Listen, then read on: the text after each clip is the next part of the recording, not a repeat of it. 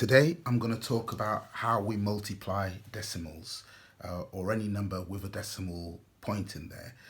The thing to remember about this process is it's essentially a two-part process.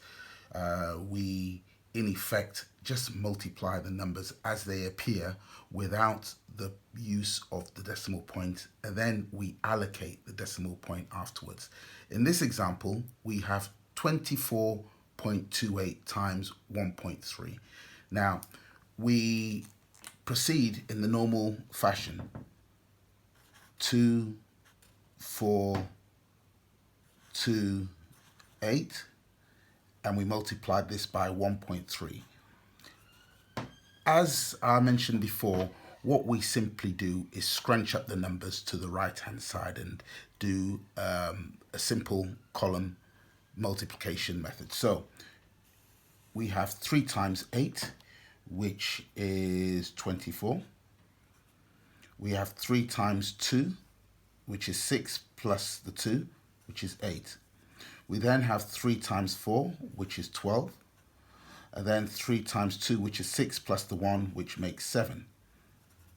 I then put the 0 there to signify we're going over into the tens. Then we do 1 times 8, which is 8. 1 times 2, which is 2. 1 times 4, which is 4.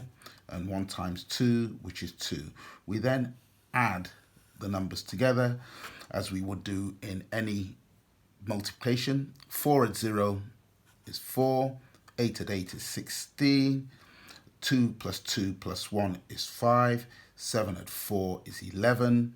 2 add 1 is 3. Now, so the answer should read 3, 1, 5, 6, 4. Now, how we allocate or where we move the decimal point relates directly to how many numbers there are in total after the decimal point. In this sum, 24.28 times 1.3, after the first decimal point there are 2 numbers, and after the decimal point here there's 1, so 2 at 1, 3.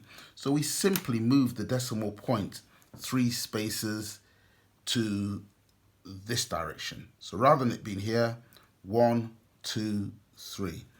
The answer of 24.28 times 1.3 is 31.564.